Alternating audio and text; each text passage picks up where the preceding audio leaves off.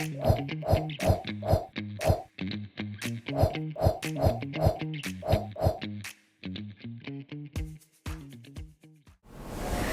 nggak sih lagi asik scroll TikTok nih, terus tiba-tiba kepikiran, nanti kuliah ambil jurusan apa ya? Kalau salah pilih gimana? Kok orang lain kayaknya udah sukses banget di usia muda? Nah itu dia, ternyata krisis identitas itu nggak cuma terjadi buat orang yang udah umur 25 tahun, tapi kita yang baru umur 17 tahun nih, itu juga udah mulai ngerasain loh. Welcome to Reels, Real Exploring and Learning for Gen Z. Bareng aku Faridika dan partner aku Rufi. Dan hari ini kita kedatangan tamu yang spesial banget nih buat kita semua di SMAM 1, yaitu ada Bu Niha dari tim BK yang bakal bantu kita jinakin rasa takut soal masa depan. Yeay, selamat datang Bu Niha. Welcome to Reels. Oke, tanpa lama-lama langsung aja kita masuk ke sesi pertanyaan ya. Bu Niha, sekarang kan lagi rame nih istilah quarter life crisis. Tapi kok rasanya kita yang baru umur 17 tahun nih kok udah kayak mulai ngerasain ya, kayak sering cemas berlebihan soal masa depan. Nah, menurut Bu Niha, wajar nggak sih kita yang baru anak SMA ini udah mulai se-overthinking itu? Gini, kalau dulu kan kita dengarnya quarter life crisis itu orang yang sudah di atas 20 tahun, 25 tahun. Tapi kenapa kok sekarang lebih banyak anak di usia 17-18 atau anak SMA itu sudah mulai merasa ada quarter life crisis? Karena apa? Karena memang kalau kita bisa tarik di ilmu psikologi ya, usia itu kan berarti usia remaja kan. Nah, usia remaja itu kalau dari ilmu psikologi yang punya pelajari itu adalah masuk masa perkembangan di mana kita mencari identitas. Tapi ketika identitas tidak terpenuhi, maka kita akan tertarik atau menuju ke masa kalau gampang dicernanya kekacauan identitas. Maksudnya apa? Kita jadi tidak tahu identitas kita seperti apa. Kayak kamu tadi ya, aku harus gimana, terus nanti aku harus kuliah di mana, aku harus kalau yang kelas 10 ambil jurusan apa, terus yang sudah lulus kuliah nanti mungkin itu bisa mulai masuk ke jenjang karirnya, harus bekerja apa. Itu kalau sekarang sih menurut dunia itu cukup wajar ya. Karena apa? Kalian dapat informasinya untuk zaman sekarang itu lebih cepat.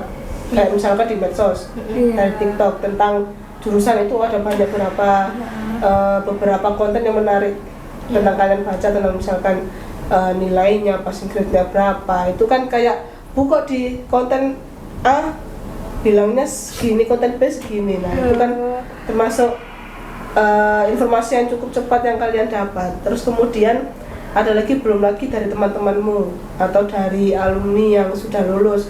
Kok enak banget kayaknya sudah apa ya istilahnya, sudah mencapai cita-citanya, kok aku belum, masih gini-gini aja. Nah, itu sih sebenarnya kalau anak zaman sekarang itu kenapa kok mulai muncul quarter life crisisnya atau bahkan ya sampai ke overthinking itu. Tapi kalau sebenarnya quarter life crisis atau overthinking muncul itu sebenarnya di usia sekolah atau remaja itu masih cukup wajar, karena banyak tekanan sosial juga kayak nilai, terus kemudian mata pelajaran di kelas, kemudian pertemanan. Tapi kalau misalkan sampai overthinking itu sudah berlebihan, sudah mengarah kamu males keluar rumah, sampai males belajar, percuma belajar dan nilai itu segitu-gitu aja, percuma belajar dan nanti aku nggak bakal masuk universitas negeri. Nah, atau bahkan sampai kalian merujuk ke depresi. Berarti kalian butuh istilahnya tenaga ahli yang bisa bantu kalian, misalkan bisa ke guru BK kamu, atau kalau mau minta orang tua antar ke psikiater atau psikolog. Kan psikiater psikolog kan belum tentu atau enggak mesti kita gila, atau kan orang di luar sana kan masih kepikiran, aduh ke psikiater, jangan-jangan aku gila ini, jangan-jangan aku ada gangguan mental. Enggak, kan masalahnya kita butuh orang yang bisa enggak perlulah kasih saran, kadang kita butuh untuk dengarkan aku aja, enggak usah kasih saran, aku butuh untuk didengar. Nah, itu sih sebenarnya kenapa kok quarter life crisis ini di zaman sekarang itu malah banyak ke anak SMA, karena lingkungan sosial itu juga mempengaruhi. Terus belum lagi kalian yang lebih visioner lagi, kayak nanti aku harus kerja apa, padahal kamu di kelas 11 misalnya kelas 10 aja masih harus jalanin ujian gitu. Oh begitu ya, jadi wajar ya Bu? Wajar sih, masih wajar. Kenapa? Kalau kalian punya overthinking berarti kalian kan punya proses dalam hidup. Iya, Kalau iya. enggak stuck ya berarti ya wis, ya udahlah wis, jalan aja. Misal apa kata Gusti Allah mau kanan ya ikut kanan, kiri ya ikut kiri. Bicara soal masa depan nih, Bu. Ketakutan terbesar kita tuh biasanya adalah salah pilih jurusan. Banyak Zis di luar sana yang merasa ditekan buat milih jurusan yang aman, padahal mereka belum tahu passionnya di mana. Gimana sih cara kita bedain antara keinginan sendiri sama cuma sekedar ikut-ikutan tren atau ekspektasi orang lain, Bu Nia? Kayak FOMO gitu ya. Iya, kan sekarang banyak gitu Iya. FOMO ikut-ikutan Aduh, temennya masa ini, ini? mau ikut ini Ya kamu lihat ini ya, misalkan oh kayaknya kok jadi dokter itu banyak duitnya, suka dia. Sekarang gini deh, Bunda tanya, siapa? Farah. Kesukaanmu apa? Kesukaan saya berhitung. Berhitung. Iya. Kira-kira kalau berhitung itu kamu disuruh berhitung walaupun sulit banget, kamu lakuin nggak? Iya, karena saya suka. Terus ketika kamu sudah istilahnya apa ya? Kalau gampangnya sudah bisa memecahkan hitungan itu dengan mudah atau memecahkan hitungan yang sulit itu walaupun sulit ruwet terus kamu disuruh stop, udah nggak usah kamu bikin ribet kok diterusin ya, kamu gimana? Lanjut apa? Stop? Ya saya akan lanjut dong Bu, karena saya merasa kan itu sudah saya mulai ya, dan saya tuh nggak bisa tenang kalau saya sudah mulai sesuatu dan tidak bisa saya selesaikan, saya tidak bisa tenang. Jadi pasti akan saya Makin lanjutkan. kepikiran berarti. Tambah overthinking lagi kalau nggak sesuai dengan apa yang saya harapkan, semakin overthinking. Ya itu, berarti itu sesuai keinginanmu. Maksudnya apa? Ketika kita sesuai dengan keinginan kita, walaupun sesulit apapun tetap kita lakukan. Misalkan nih kamu pengen ke jurusan matematika, teman-temanmu orang tua bilang aduh buat apa itu susah, nanti kamu nggak lulus, tapi kamu merasa tertantang, kayaknya masih banyak yang perlu tak kulik atau masih banyak yang perlu tak pelajari di situ deh. Nah itu berarti memang kamu suka itu. Tapi kalau memang kamu nggak suka, misalkan walaupun dipaksa aja, kamu lo bisa kedokteran aja. Ya udah deh, gak apa-apa deh. Nah kayak gitu biasanya tuh orang yang hanya mendengarkan saran orang terus oke, pasrah.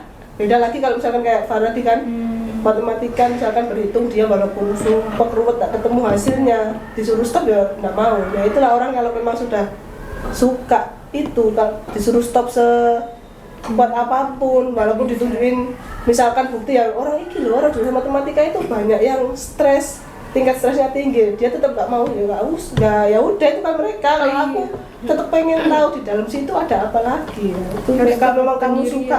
Kalau memang kamu suka ya kamu istilahnya apa ya, kalau gampangnya kekeh lah untuk ke situ. Tapi kalau enggak, kamu dikasih tahu orang lain tetap ikut. Nanti misalkan konsep matematika kamu terpengaruh, itu biasanya bukan yang kamu mau. Begitu. Nah tapi Bu ya, misal kita mengesampingkan kita suka atau tidak, nah tapi seringkali rasa takut buat salah pilih jurusan itu muncul karena kita tuh kurang kenal nih sama diri kita sendiri. Nah ada nggak sih cara simple atau tips buat kita bisa mengeksplorasikan diri kita tanpa ada kita rasa terbebani gitu Bu? Ada nggak caranya? Gini, kalau misalkan explore dirimu tanpa ada rasa terbebani itu sebenarnya ada cara yang simple sih. Pertama itu kamu cukup ini aja, tulis aja apa yang misalkan kamu mau lakukan. Contoh misalkan bikin apa ya, apa namanya tuh, to-do list lah. Itu mana yang harus kamu prioritaskan, mana yang memang enggak. Jadi kalau misalkan kamu lakukan semua ya otomatis nanti akan terbebani itu. Misalkan hari ini kita belajar tentang TKA. Misalkan ya TKA tentang matematika sama bahasa Inggris. Nah kamu fokus dua itu. Nggak boleh yang lainan. Maksudnya lebih fokuskan ke apa yang prioritas dulu. Ke distract biasanya.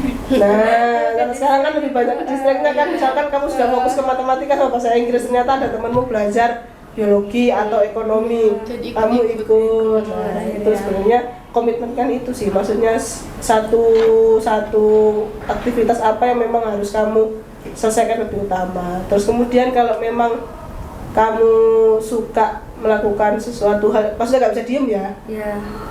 Paling tidak ikutlah satu kegiatan walaupun itu kecil. Contoh misalkan ketika ada kegiatan bulan bahasa, terus ada kegiatan lomba, cobalah ikut berpartisipasi walaupun kan skalanya kecil ya tingkat kelas, coba ikut berpartisipasi itu. Paling nggak kamu mengenali dirimu, oh aku ikut bulan bahasa, kayaknya setelah ikut aku nggak cocok deh, bukan passionku untuk tampil di depan umum. Terus kemudian misalkan di olahraga, aku kayaknya di sini aku suka ini kayaknya, daripada kemarin aku harus ngomong di depan umum, lebih baik aku gerak lari. Nah, maksudnya lebih kenali. Kalau kamu belum kenal ya, paling nggak ikuti hal-hal kecil yang bisa kamu nanti bisa kenal apa yang kamu suka, kenal potensimu apa. Karena kalau kenal potensi, kamu harus tes, kamu harus ke psikolog psikiater, itu kan ya juga perlu waktu, perlu biaya. Bener Bu. Betul banget. Nah, terkadang nih Bu, orang tua punya pandangan yang beda banget sama kita soal masa depan nih. Gimana sih cara kita sebagai siswa buat ngobrol atau diskusi ke orang tua biar mereka paham kalau juga lagi struggling sama pilihan ini gitu. Berarti kayak gimana cara kita?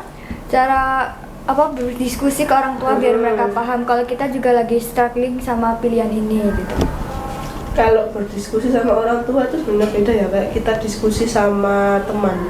Kalau sama teman kan kita bisa istilahnya, kalau anak sekarang bilangnya engkel-engkelan, bisa saling berdebat. Tapi kalau sama orang tua semakin ngengkel, semakin berdebat, wah semakin kudu itu, harus itu. Cuma dipaksa gitu. Sama orang tua itu sebenarnya yang paling penting adalah kita cari timing sih.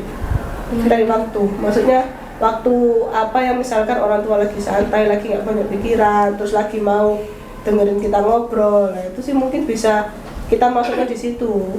Terus ngomong kita bukan kita memaksa ya, misalkan orang tua pengen kamu ke kedokteran, ya pokoknya aku gak suka ke kedokteran, aku sukanya di sini. Cobalah ganti kata-katanya dengan kata-kata yang lebih apa ya istilahnya, persuasif, lebih kamu bisa untuk diskusi. Misalkan mama, papa, aku tahu kalau menurut mama papa itu aku bisa di kedokteran, aku bakalan bisa mengikuti ritme di kedokteran.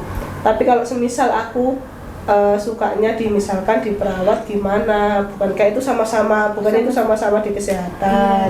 Nah cobalah kayak gitu, cari kata-kata yang mungkin bisa kita diskusi sama orang tua, bukan yang kita kalau makin kamu cut makin orang tua akan makin tinggi. Ya udah nggak mau ke dokteran hukum, mau tambah tinggi lagi. Kedokteran hukum Mana-mana itu. Aduh. Habis ke kesehatan, ke sosial lah itu malah tambah orang tuanya. Nanti kalau memang setelah kita ngobrol tadi ya yang ada diskusi, ternyata orang tua kok muncul, terus gimana kalau ke hukum misalkan kayak gitu ya, kamu coba berargumen lagi. Oke sih, kayaknya hukum lebih mudah dari kedokteran, tapi apakah cocok dengan saya? Misalkan aku itu sukanya belajar gini menurut mama papa, apakah memang cocok di hukum? Atau mungkin sampaikanlah, misalkan kamu dapat data, kalau dari guru BK aku cocok di sini, kalau menurut papa mama gimana? Atau kita ke sekolah ngobrol bareng sama guru BK aku, lah itu boleh kita kasih saran seperti itu ke orang tua. Begitu ya Bu ya. Nah, terakhir nih Bu, buat para Aziz yang sekarang lagi dengerin dan mungkin lagi pusing nih mikirin masa depan yang masih abu-abu. Ada nggak nih Bu pesan penenang buat kita biar kita itu bisa tetap tenang walaupun masa depan itu belum terlihat jelas gitu Bu? Ada nggak Bu pesan buat kita?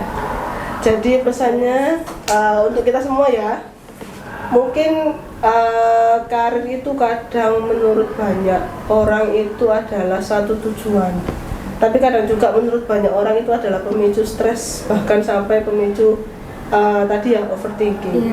Tapi bahwa apa yang kita lakukan sekarang ini, apa yang kita jalani sekarang ini adalah menuju karir. Jadi apa yang kamu lakukan, apa yang sudah kamu usahakan, sebenarnya itu kamu juga sudah mengusahakan untuk karirmu. Bukan berarti kamu cuma misalkan suka di menggambar, suka musik, itu bukan berarti karirmu gak akan jelas. Karena apa? Karena apa yang kita sukai dan sekarang itu pasti nanti akan berjalan terus sesuai dengan apa yang kita dapatkan. Contoh misalkan kamu suka nih di musik, tapi ternyata kok kamu pengen di bidang hukum. Nah mungkin saja kamu dari bakat musikmu nanti kamu bakal ketemu misalkan kamu ikut lomba, terus nanti ketemu banyak misalkan ada jurinya yang mungkin tertarik dengan kamu dikasih beasiswa, oke, kayaknya kamu berbakat nih di bidang ini. Kalau udah misalkan kuliah di kampus A, saya beasiswai, kamu mau jurusan apa? Nah, mungkin kan itu bisa dari situ nanti akan muncul karir kita sendiri. Yang penting intinya kenali potensimu tadi, terus berani mencoba. Kalau gagal jangan menyerah. Oke.